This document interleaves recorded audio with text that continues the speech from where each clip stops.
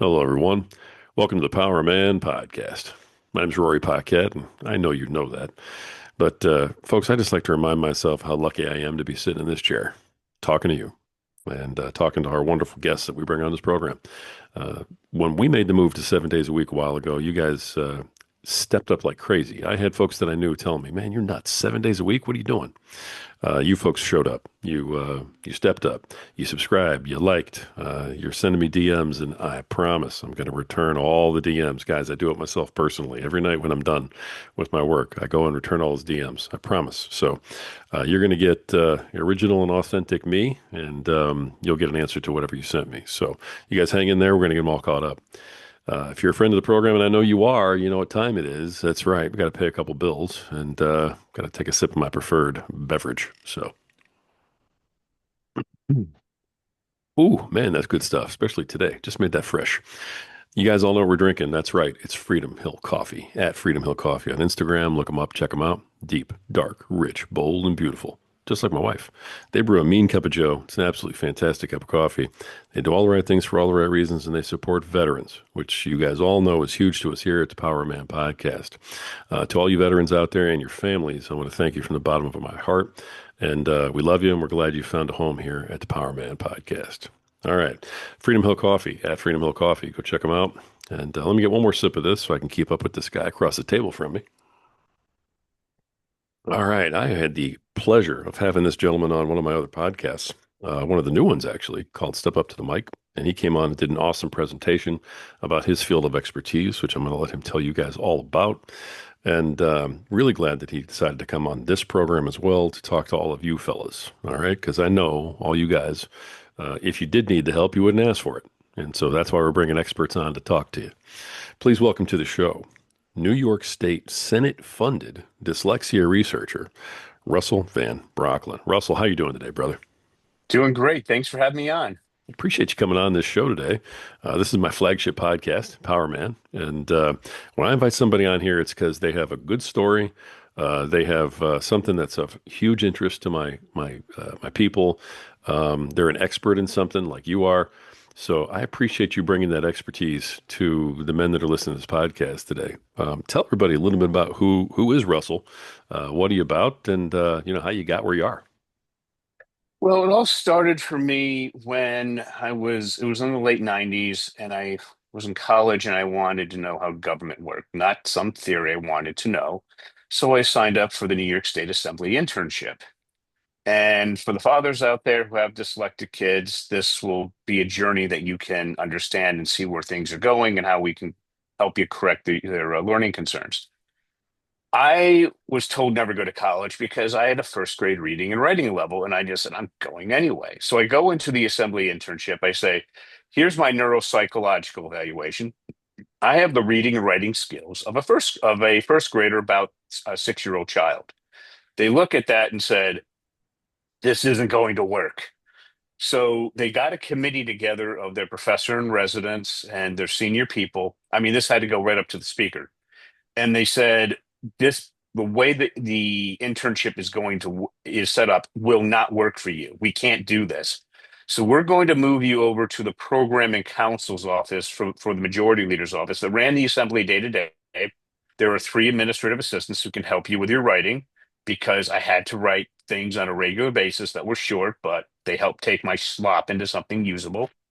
And it was a much better internship because they're dealing with grad students. For the academic portion, I had to do a major research project, and it was very standard accommodation was for me to give a long, multi-hour oil presentation with a strong Q&A. At the end, they recommended 15 credits of A minus. That 15 credits went back to the political science department at the State University of New York at Buffalo.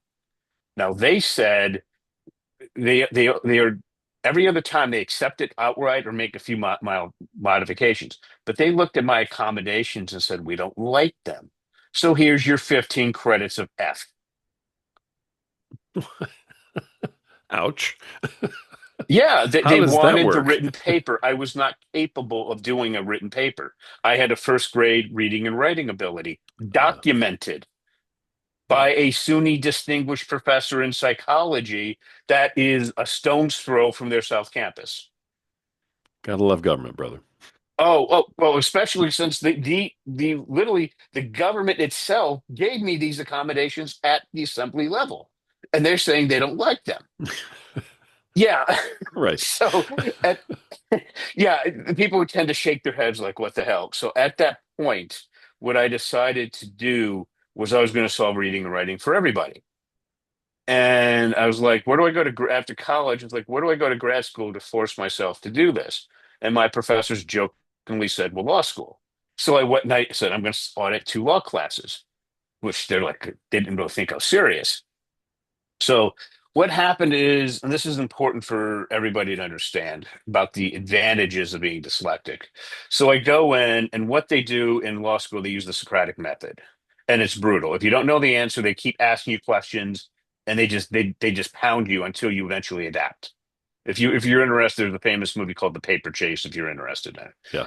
so Professor Warner was a dyslexic professor. I went to see him in contracts, and he's just devastating everybody, one after the other. Then I'm called my second day.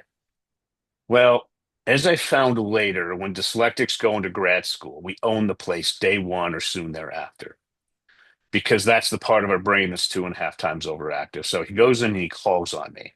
Like he's just going to crush me like that and then go on to the next victim. Didn't happen. Everything's slowed down, organized, and we're going back and forth. Finally, he's getting a little snarky. So I get snarky back.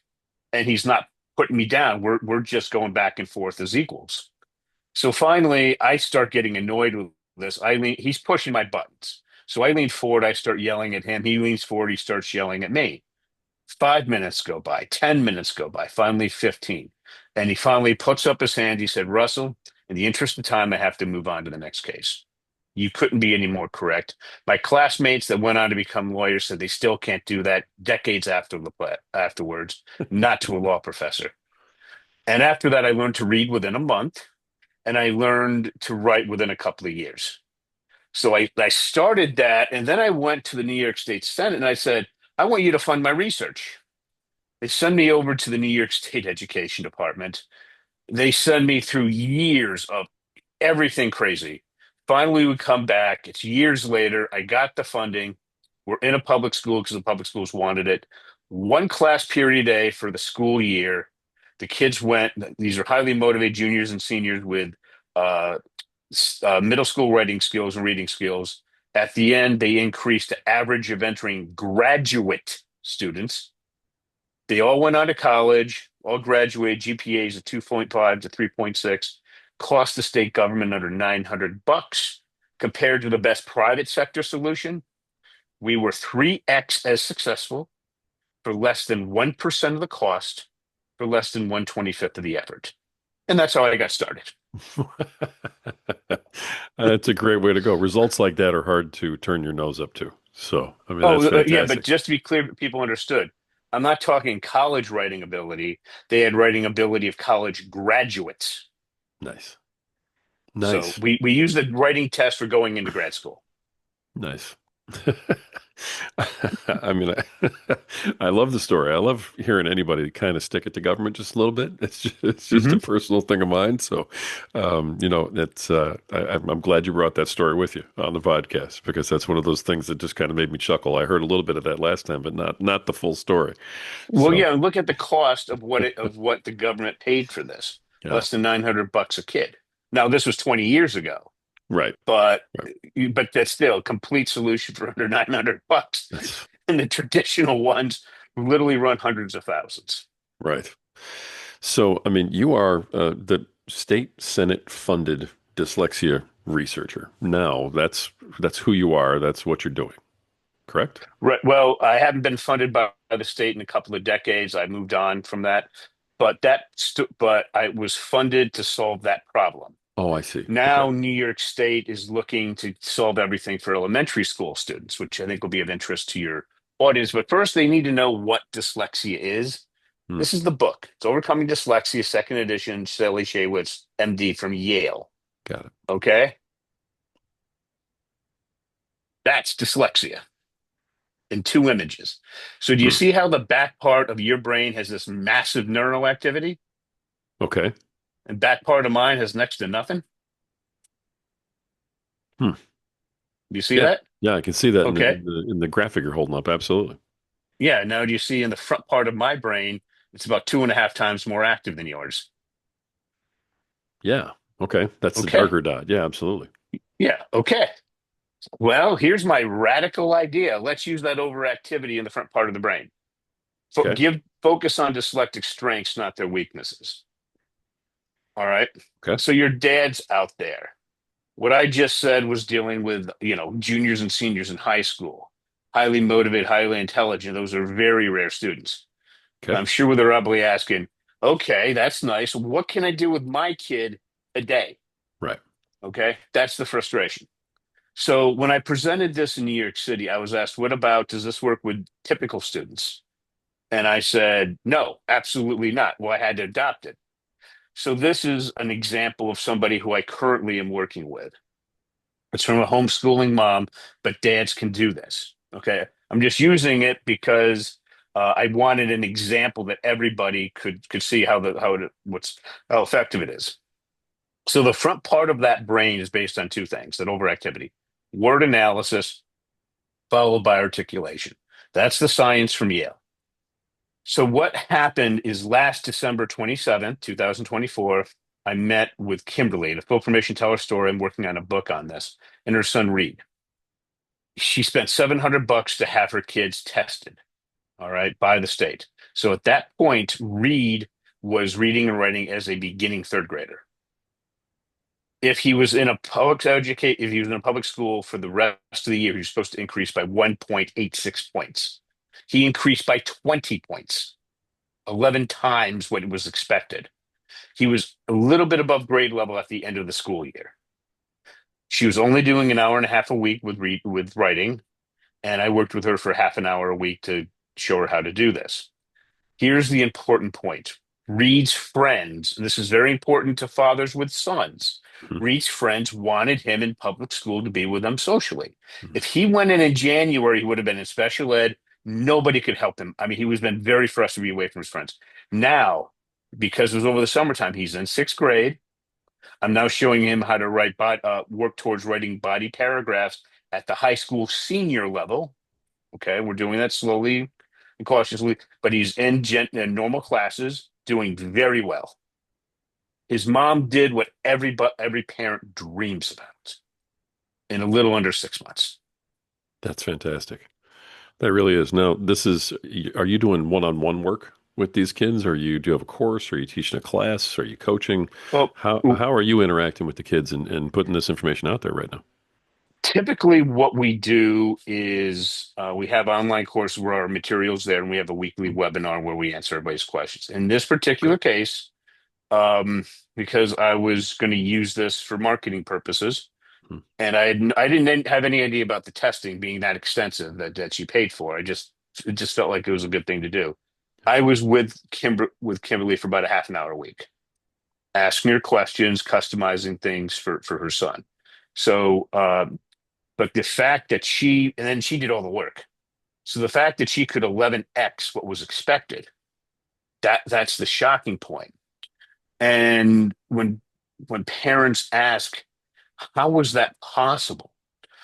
What I want to go into for your audience is typically when I'm at major dyslexia conferences, the first thing I'm asked is these kids are writing a bunch of randomly placed misspelled words, and the teachers don't even know where to begin. So I'm going to walk you through how we're going to how you can take your dyslexic child from writing randomly placed misspelled words to bringing their writing to basic sentences at the second to advanced second to beginning third grade level. And Okay. here's the other thing.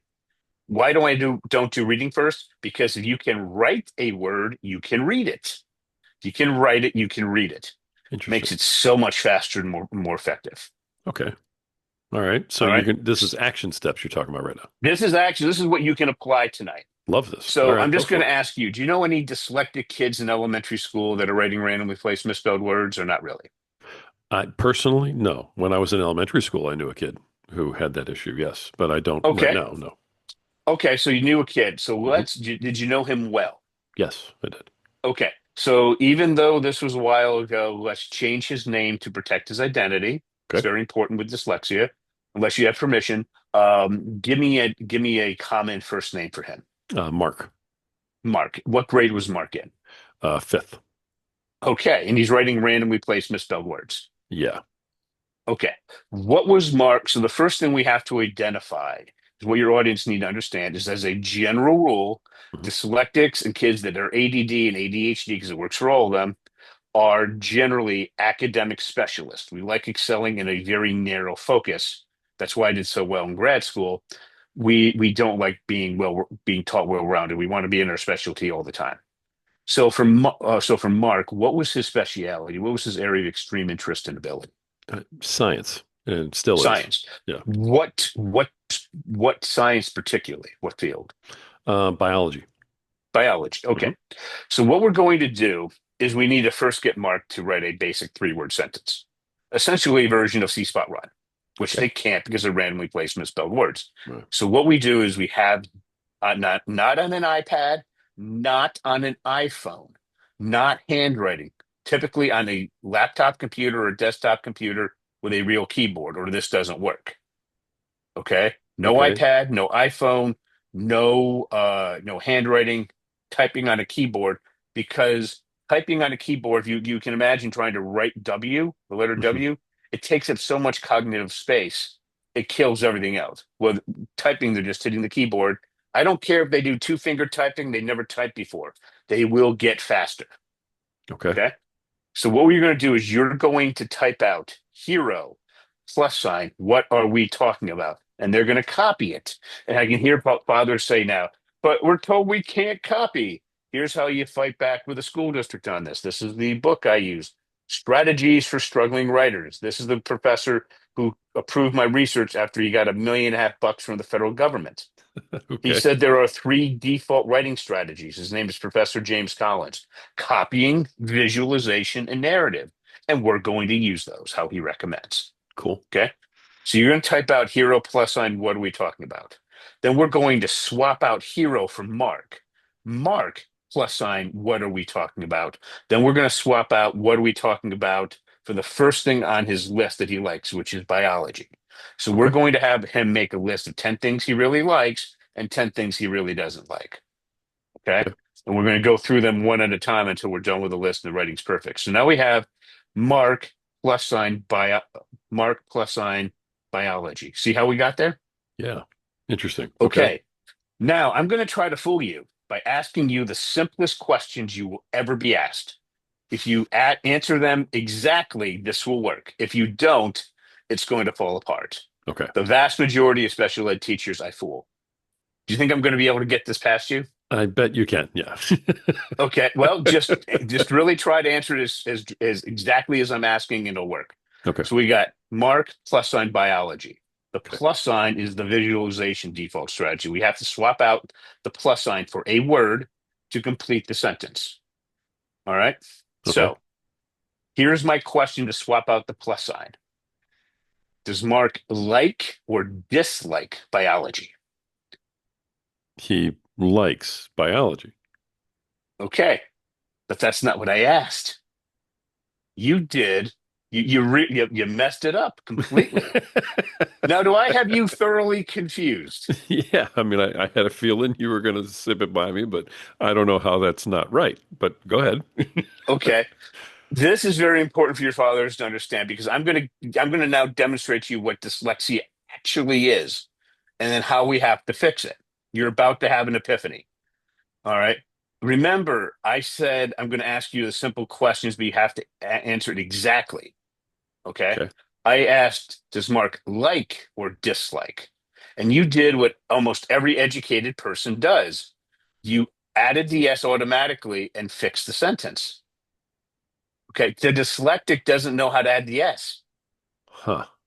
That's the problem. So Mark would have said, because I asked, do you like or dislike? He would say like, because that's what I asked him. Mark, like biology. And then we have to get into, how do we get him to add the S? Because he just doesn't know how, because that Huh. part of his brain just doesn't have anything going on in it. Interesting. Okay.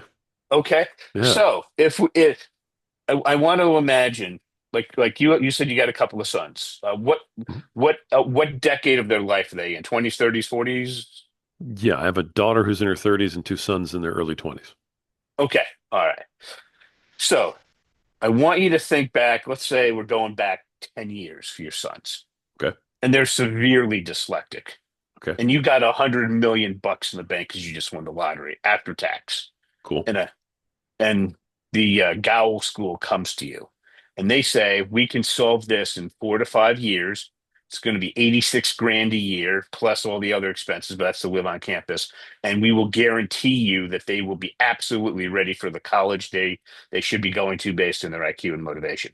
We Right. will solve this. And they've been doing this for 99 years. Are you going to write the check? Yeah. If I have the money, yeah, absolutely. Okay. Well, then that means they're also going to boarding school, Okay. which most parents don't want. And if you their average scholarship's 26K a year, so that's 60,000 a year for 4 to 5 years. All right. Okay. And All families right. find a way, and it's hard on them. Right. All the rest of the stuff doesn't work. All Hmm. right. So what they use is the multisensory approach. They see it, touch it, hear it, and it just takes forever. It takes 2 years to become certified in that approach. You're seeing the problem here. I know it Okay. sounds crazy, but this is what the millionaires use. This is what the wealthy use, Right. The with problem is that without exception. we don't all hit the lottery. That's the problem. Yeah, most of us Right. can't afford that stuff. But it still takes because this hasn't changed a lot since the 1950s. Well, Okay. That's what I'm going up against. So here's how we fix this in a few minutes. I'm going to go back to the book Overcoming Dyslexia. I'm going to show you again. You see that massive overactivity? yes. Crazy idea. Let's use it. Here's how we use it. Like and dislike is a simple form of word analysis. So what we do is we ask, so what's the name of the student you gave me again? You made Mark. Mark. We Yep. asked Mark to read what he wrote out loud. Mark, like biology, and we ask Mark, does that sound generally correct? He's going to say no, and I say fix it. Mark likes biography. Mark likes biology. Right. All right. Then what we have him do is we have him, and then that's word analysis. Now, after because the reason is articulation. Like and dislike is a simple form of word analysis. After because I asked for a reason, that's a simple form of articulation. Okay. Make sense? Sure. Now we're using the front part of the brain. What a crazy idea. Because that's where the activity is. It's like saying, I'm going to be really nasty to Michael Jordan. It's like giving Michael Jordan a basketball instead of a baseball. Oh, I know that hit because he was in the minors. He did pretty good, but he was the world's best basketball player probably ever lived. Right. All right, see the Agreed. difference? Let's give him where he's or it's better than giving Michael Jordan a hockey stick, right? Right. So, give me a simple reason why Mark why he likes biology Made sense to him.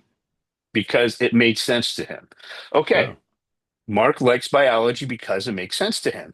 Do you sure. see how we have a whole mess of misspelled words now? Probably. Yeah. I can see that. Yeah, here's how we fix it. We tell Mark before he puts the period down, he can ask any question. Okay. But so he might say, "Did I spell biology correctly?" Well, probably not. So you can type out biology and he can copy it. But that's not what kids do. They're period droppers. They drop the period, and this is so important.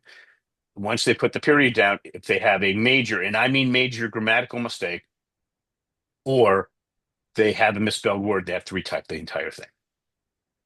Hmm. So they said, I'm not going to make that mistake. And they retype it. And they keep making that mistake for between 3 and 13 times typically. Okay. The more they retype, the more they concentrate. Somewhere around 9 to 13 times, they're concentrating so significantly, you can see sometimes sweat coming down their forehead. That's where the magic happens. And they finally get it right. So what you want them to do is to do everything correctly for the 10 likes and 10 dislikes for Mark likes whatever. All right. Mark dislikes whatever.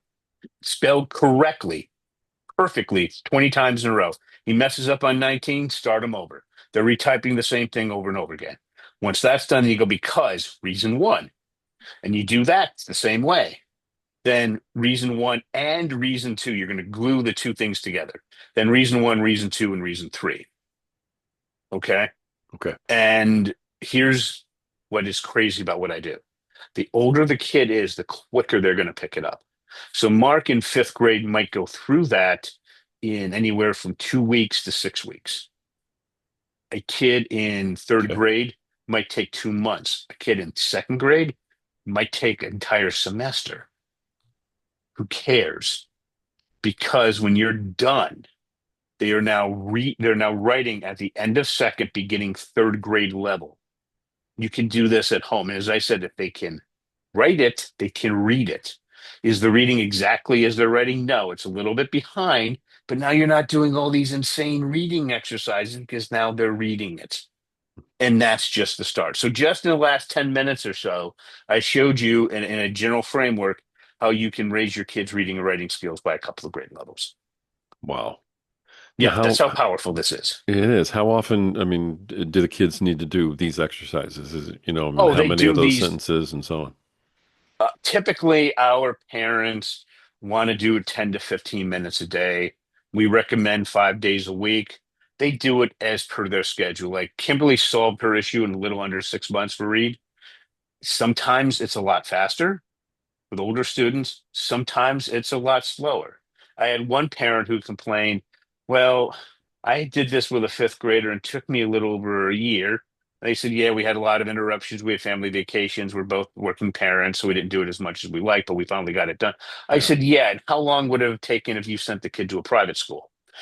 To give you an example, the Windward School in the Upper East Side of Manhattan, about the wealthiest neighborhood in the country, they have a 98% success rate. You give them your kid, fourth grade or later, and they have a 98% rate of sending them back to their school, and they are absolutely thoroughly as prepared as humanly possible. $75,000 a year for 4 to 5 years. Oh, That's not book, that's not living expenses, that's just tuition. wow. Yeah. Wow. Oh my gosh. Or you can do this, and I don't apologize if it takes a little longer. Is that Kimberly is a example Yeah. of what it took. All right. It said some are faster, some are slower, some are a lot faster, some are a lot slower. Okay. But you're doing this for very used car money, very used, very old, not house money. Hmm. Okay. Gotcha. And it's that simple. Nice. Because let me just give you an example of how screwed it up. Remember, the schools are not trying to screw up your dyslexic kid or your ADD or ADHD kid. They're setting it up for the 80+% who are neither. So like remember, I want you to think back to when you were in high school.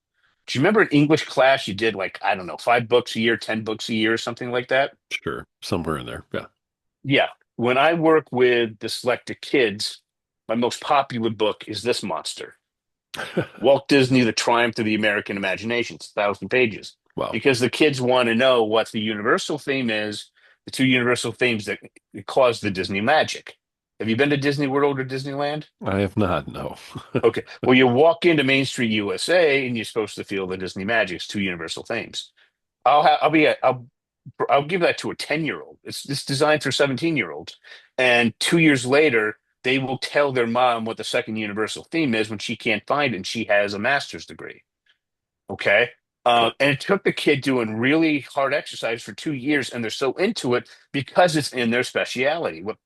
What your dads need to understand is you can't get your kid in their speciality. You have to pull them away. I had one kid, she wanted to learn about Helen Keller. She ran down, got her book, ran upstairs. Mom had to force her to go to bed at 2 a.m. She turned on a flashlight, went under the sheets, read it anyway. She slept the whole next day. Okay. It's hard to pull them away in the speciality. Yeah. Your school districts want to make us well-rounded before we can do anything. We step outside our speciality, your dyslexic kids, the most motivated ones in the world, you're down 50%. You do a typical kid, you're down 80%. Yikes. Next thing, what the schools do is before that, how do you find the speciality? It's Saturday morning. You can do whatever you want. You tell your kid you can go anywhere in the world, do whatever you want. What would it be? That's their speciality. Okay. Then here's the real big one. Do you remember in school they would teach you from the general to the specific, like what started World War II, and then they'd go down from there? Okay. Sure. Okay. Well, that's like a dyslexic. It's like asking them to grab fog. There's nothing we can do. So, for example, you never ask a dyslexic what I'm sorry, what effect did Martin Luther King's famous I Have a Dream speech have on the American Civil Rights Movement? Okay. And, and we just nothing to grab onto. But if you ask a specific to a general question, what personally compelled Martin Luther King to want to give his famous speech? Then we can go to his biography, find out that answer will generate a question. We answer that. That answer will generate a question. We answer that. Here's the key point. It forces the brain to organize itself by using writing as a measurable output. So again, it forces the brain to organize itself by using writing as a measurable output. Wow. Because if you ask your dyslexic child in their speciality, do they have ideas flying around their head at light speed, but with little to no organization? They're going to say yes. Okay. So Okay. you force the brain to organize itself by using writing as measurable output, the way I demonstrated before. So the model is very simple. For the for the period of time where they're working on them to become at grade level, you focus on their speciality, you get a book, an audio book in that subject matter. Then we teach them from the specific to the general, and then it's word analysis followed by articulation. During that intervention period, you have to do it that way or you're going to be driving the kid crazy. Once they're at grade level, you can put them in like Reed, and they're going to go kicking and screaming. I don't want to do writing in math class. That's what Reed said. Reed, you can do it now. You're doing it. Okay. They will buck like crazy, but you just hold it firm and steady with the teachers, and within a few weeks, they'll be absolutely fine. That's basically what you need to do. I mean, that entire thing is amazing. This program that you're talking about, this is something that you created then, or did you take a piece of something that was already there and refine it? I Oh mean, no, this where is where'd it come completely from? original. Yeah. It's So just you created completely this. yes, because what I looked at when I presented this in New York City, I thought I was done. I thought I did something amazing. I was raw. The teacher said, "Yeah, you worked with the elite. You worked with the best amongst the dyslexics. What about the normal kid? What about the younger kid?" So then I had to go back. I'm like, what the heck do I do? And I had to switch it over from articulation followed by word analysis to word analysis followed by articulation. And then I found the kids wouldn't do the darn work. So then I found out when I interviewed the successful professors, they excelled in grad school. Why? It was in their speciality. So that's where I got speciality from. And then it still wasn't working very well. And I went back to the professors and they said, "Yeah, we learned much better when we took professors when we were in college that taught from the specific to the general." I did a lot of research on that, so then I finally put it all together, and then things worked really well. But it's all original. Wow. That part is honestly the most amazing part of the story. You know? So, I mean, I love that you did that. So right now you're offering this to kids through the coursework. Right. Well, actually, what I do is there's been this thing called Safe Sport that Okay. came out because adults had behaved very badly towards kids. But one of the side effects is it just assumes everybody could be one of those horrible people. So, like a lot of people that have been in my industry, what we've done to protect ourselves, one of my solutions is I now treat parents to work with their kids. Okay. Okay. And that way, it allows things to be something affordable. But every time I get on the Zoom call, with a kid, a parent is right there or a guardian is right there. Yeah. All right. So that's Okay. just one of the changes that you'll find in my industry that people are, we don't do a lot of in-home tutoring anymore because of these things. We Sure. just can't take any chances. So what I do is I train the parents to train the kids, and what that allows is it allows us to do things in a webinar basis, and we can answer questions every week. Now, I do have competitors who are 3x my cost, and they do a webinar maybe once a month. Hmm. It's not enough because what you're going to find as you're going through this is it's not working the best way for some reason.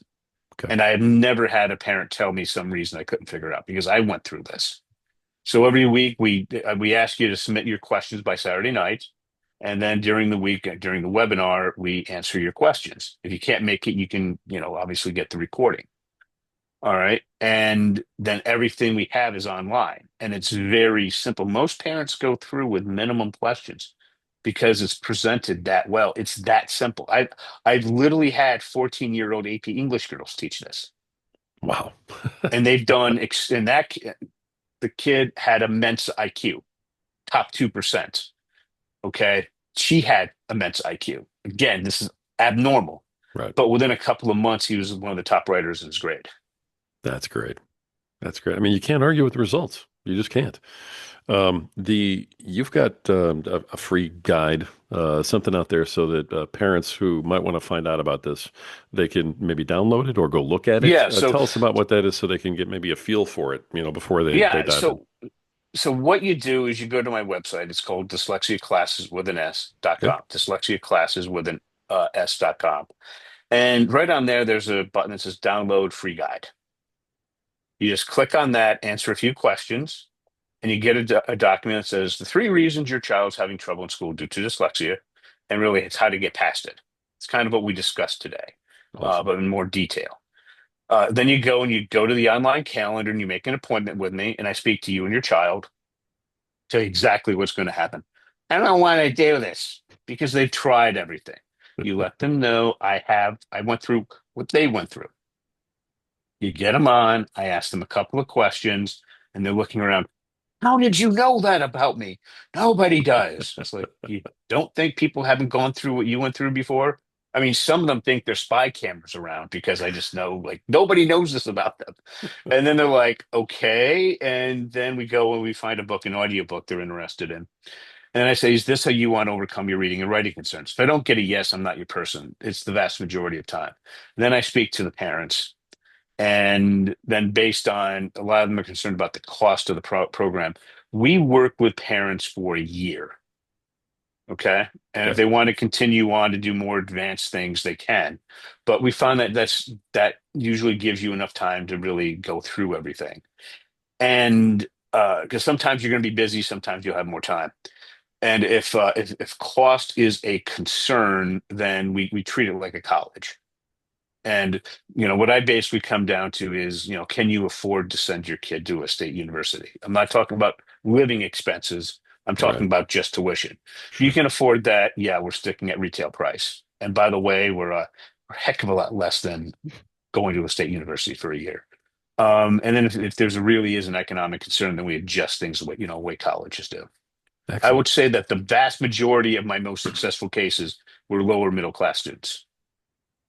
Love it. Love it. I love that it's accessible to people like that because the examples about the $75,000 a year private school are just way out of the stratosphere for most of us. Oh, if you want to talk about, I'll get just so everybody knows, I never saw this before. I will never see this again. All right, but this is my all-time leader for elementary school kids. Her name was Casey. She was 10 years old at the end of fifth grade, reading at the second grade level. She turned 11 over the summer.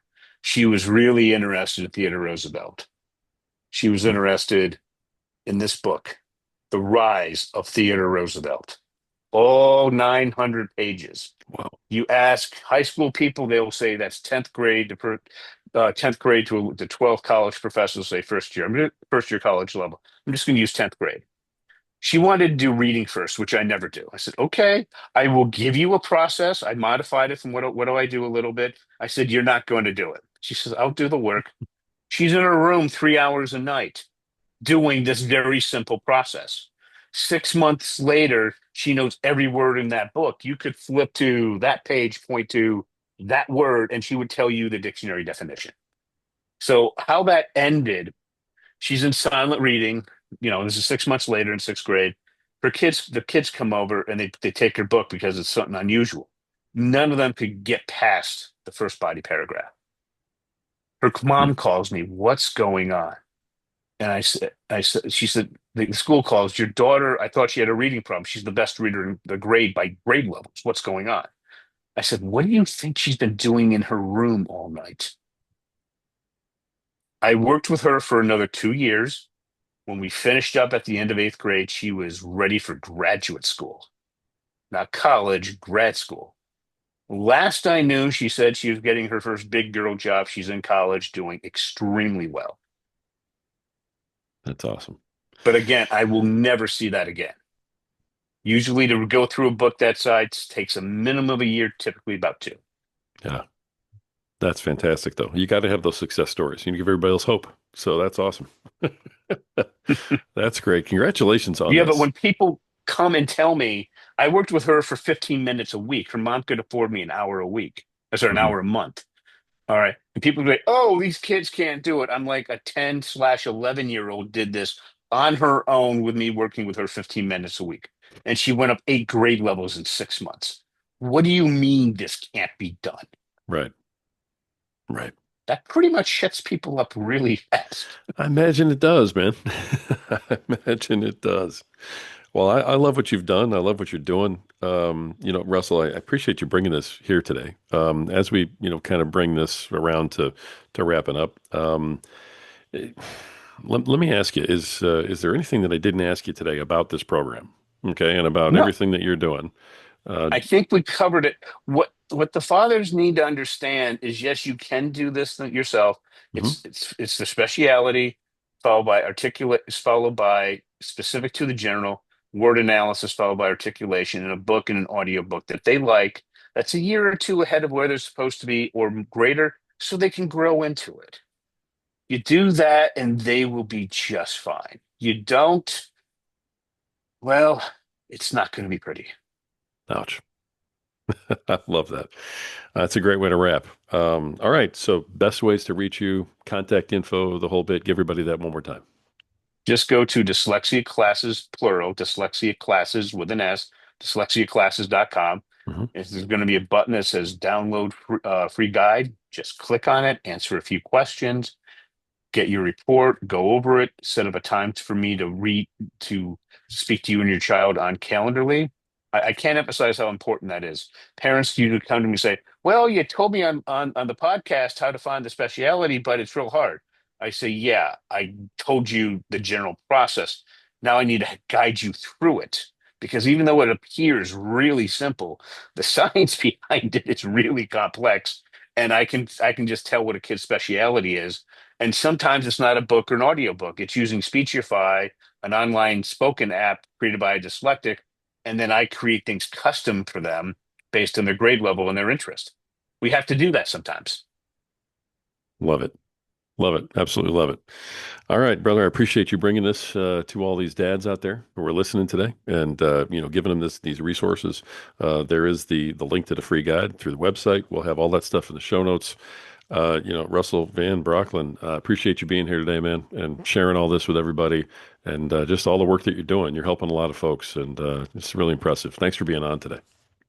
Thanks for having me. You got it. Folks, that's been another awesome episode of the Power Man podcast. And the reason that we have such powerful guests come on here with these incredibly powerful messages is because we are united in you regaining your power, so that you can become a better protector, better provider, better leader tomorrow than you are today, so that you can become a better father, better husband, better man tomorrow than you are today.